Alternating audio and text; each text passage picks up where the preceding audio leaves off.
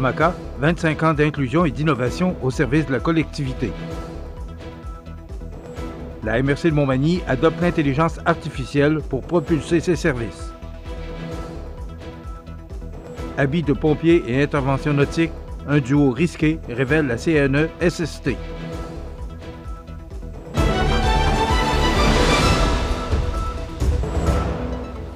Lundi 14 juillet 2025.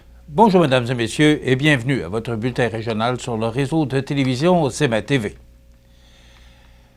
L'année 2025 marque un jalon important pour Formaca, une entreprise d'économie sociale bien ancrée dans la région.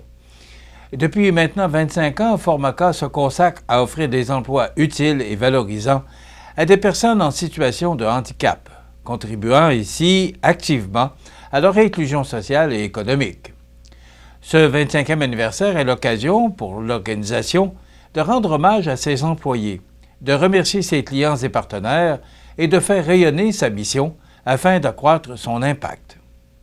Pour souligner cet événement marquant, plusieurs activités se tiendront tout au long de l'année, dont la 25e Assemblée générale annuelle, une grande fête de reconnaissance pour les employés, une activité dédiée aux clients et partenaires, ainsi qu'une campagne de notoriété incluant la diffusion de vidéos mettant en lumière des portraits et des témoignages. L'année 2024-2025 s'inscrit à la fois sous le signe de la continuité et de la transformation pour Formaca. Non seulement l'entreprise a poursuivi sa progression, mais elle a aussi pris des mesures concrètes pour préparer son avenir, en demeurant fidèle à sa mission d'inclusion et en misant sur l'innovation sociale et technologique. Deux réalisations marquantes illustrent bien cette volonté de se dépasser. D'abord, la fabrication des premières urnes funéraires de Formaca, fruit d'une collaboration innovante avec la coopérative funéraire des Deux-Rives. Ce projet reflète l'agilité et la capacité d'adaptation de l'entreprise face à de nouveaux marchés. Ensuite, l'implantation d'une cellule de fabrication robotisée démontre la volonté de Formaca de moderniser ses opérations et surtout de rendre ses postes de travail encore plus accessibles aux personnes en situation de handicap. Aujourd'hui, Formaca emploie 107 personnes, dont 82 vivent avec un handicap et évolue principalement dans les domaines de la transformation du bois et de la sous-traitance industrielle. Lors de sa dernière année financière, l'entreprise a généré un chiffre d'affaires impressionnant de 4,8 millions de dollars. Un résultat qui témoigne de la pertinence de son modèle et de la qualité de ses services. Les festivités entourant ce 25e anniversaire n'auraient pu voir le jour sans le soutien financier de précieux partenaires, la Fondation Mirella et Lino Saputo, ainsi que la Caisse Desjardins de la MRC de Montmagny. Leur contribution souligne l'importance que la communauté accorde à Formaca et à sa mission d'inclusion sociale. Après 25 ans d'engagement, Formaca confirme qu'elle est prête à relever de nouveaux défis en conjuguant humanisme, performance et innovation et en demeurant un acteur incontournable du développement social et économique de la région. La MRC de Montmagny franchit une étape décisive dans son virage numérique en lançant officiellement sa première cohorte structurée de formation en intelligence artificielle.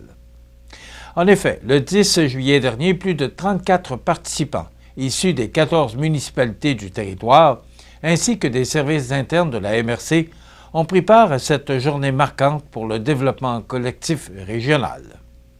Dans la foulée de sa vision stratégique, la MRC affirme clairement sa volonté de faire de l'intelligence artificielle un levier concret au service des municipalités, des citoyens et de l'efficience organisationnelle. Cette initiative s'inscrit dans une démarche planifiée et rigoureuse intitulée « Comment préparer notre équipe à l'intelligence artificielle » qui vise à outiller le personnel pour intégrer ces technologies de manière responsable et sécuritaire. Au cœur de cette démarche se trouve Ben, un nouvel agent virtuel développé spécialement pour la MRC de Montmagny. Cet outil numérique, dans lequel plus de 60 000 $ ont été investis, viendra appuyer le travail des inspecteurs municipaux et de l'inspectrice régionale dans la gestion des cours d'eau, améliorant ainsi la productivité et la rapidité des réponses aux demandes citoyennes. Les services administratifs comme le secrétariat, les communications et le développement bénéficieront, eux aussi, de nouveaux outils numériques qui pourront être déployés progressivement dans les municipalités intéressées. Pour assurer la sécurité des données, la MRC collabore étroitement avec le Service des technologies de l'information de la Ville de Montmagny, son partenaire stratégique dans ce projet. L'initiative de la MRC attire également l'attention du milieu universitaire. M. Leandré Djutsa, doctorant à l'Université de Montréal et affilié à la chaire UNESCO en paysage urbain, était présent à cette formation inaugurale et prévoit réaliser des entrevues terrain afin de documenter cette démarche novatrice dans le cadre de ses recherches.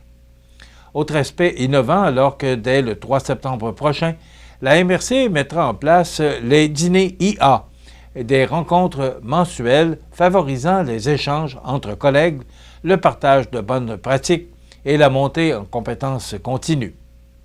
Une plateforme collaborative dédiée au développement de l'intelligence artificielle sera également accessible aux directeurs généraux pour accélérer la création d'agents virtuels adaptés aux réalités de chaque municipalité. Pour Nancy Labrec, directrice générale de la MRC de Montmagny, cette cohorte marque un tournant. Au cours des derniers mois, nous avons exploré différentes approches et testé plusieurs outils avec un comité restreint d'employés passionnés de technologie. Aujourd'hui, nous passons à une nouvelle étape, soit celle d'un apprentissage structuré, collectif et durable qui prépare nos équipes à intégrer l'intelligence artificielle avec efficacité et sécurité, a conclu Mme Labrec. Par cette approche progressive et structurée, la MRC de Montmagny réaffirme son rôle de chef de file régional en innovation municipale. Formation continue, outils concrets et collaboration figurent au cœur de cette transformation qui vise à bâtir une administration plus agile, plus intelligente et mieux outillée pour répondre aux besoins d'aujourd'hui et de demain. Habits de pompiers et intervention nautique, un duo risqué, révèle la CNE-SST. Tous les détails après la pause. Le restaurant Pizzeria Porto Bellissimo, un incontournable à Saint-Jean-Port-Joli. Pizza débordante de garniture, menu varié et abordable. Délicieux dessert avec des produits de grande qualité des gâteries de l'Ami. Porto Bellissimo et les gâteries de l'Ami, route de l'église à Saint-Jean-Port-Joli. Le Festival rétro de Cap-Saint-Ignace est de retour pour une 15e édition du 8 au 10 août prochain au Parc Optimiste. Plusieurs groupes de musique rétro seront sur place pour vous rappeler les plus beaux souvenirs. Exposition et parade de voitures antiques, méchouis samedi soir, déjeuner brunch dimanche matin, emplacement pour roulotte, le Festival rétro de Cap-Saint-Ignace au profit de l'organisme Marchand de bonheur pour les enfants malades. On vous attend!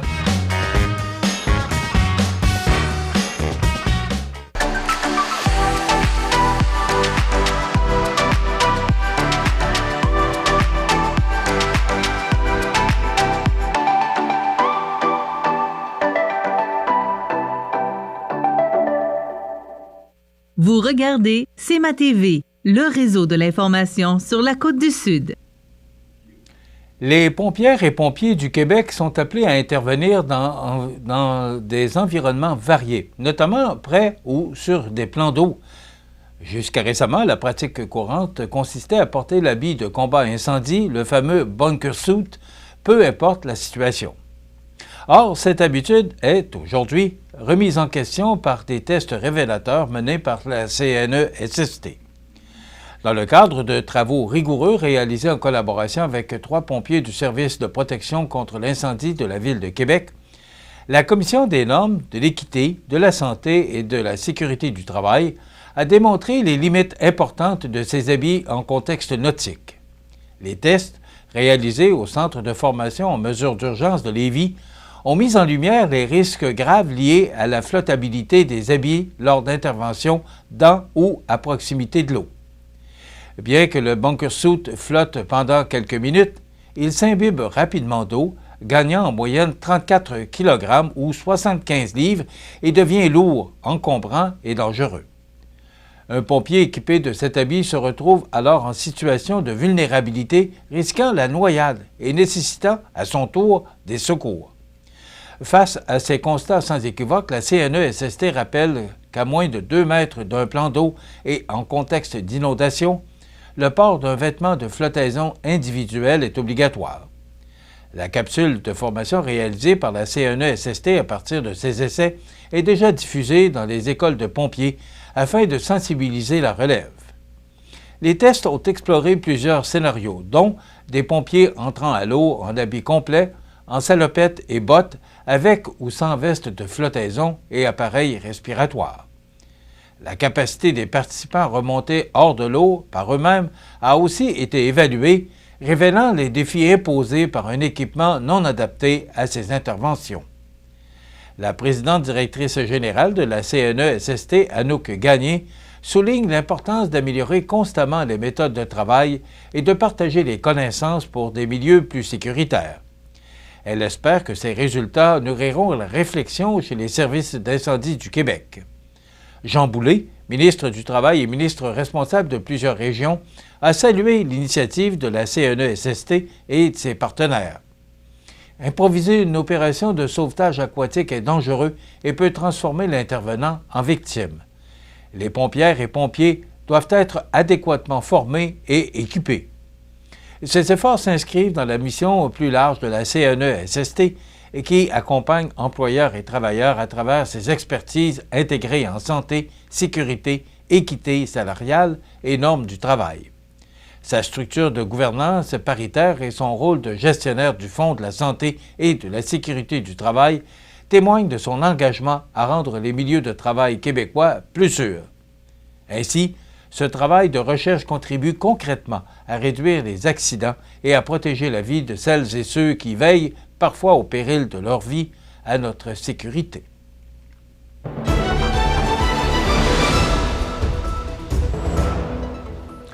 Au sport, l'organisation de l'Everest de la Côte-du-Sud a annoncé le départ de son directeur général et entraîneur-chef Simon Labrec, qui a remis sa démission le vendredi 11 juillet dernier.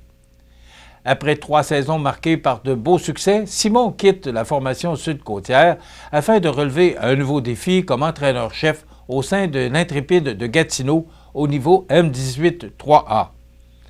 Le vice-président hockey de l'Everest, Stéphane Poulain, a souligné le professionnalisme dont Simon a fait preuve dans sa démarche avec sa nouvelle organisation.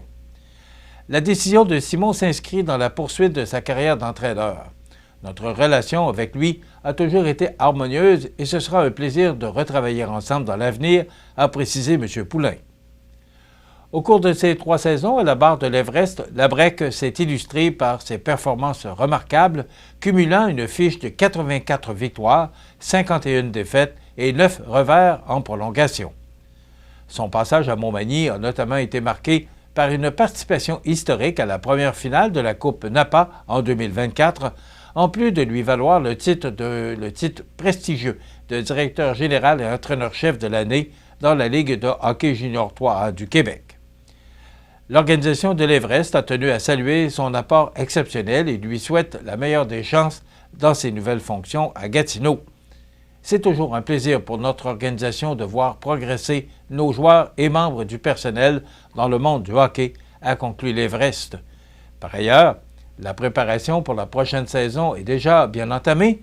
Le pré-camp de l'équipe aura lieu les 2 et 3 août prochains à Saint-Étienne-de-Lauzon, alors que l'organisation s'affaire à bâtir sur les succès des dernières années.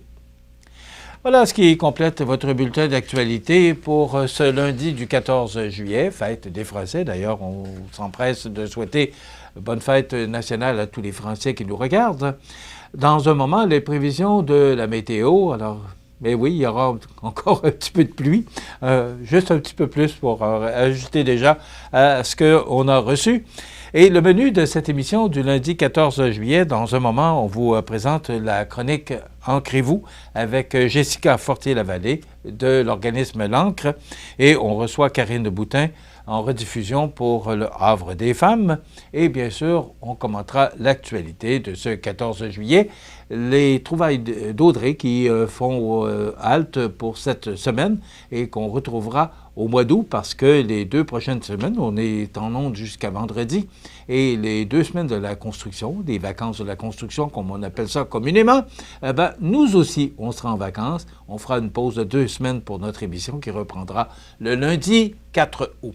Ben voilà, mais on est là toute la semaine, soyez rassurés. Alors voilà, c'est le menu de cette émission. Je vous souhaite donc une excellente émission à notre antenne.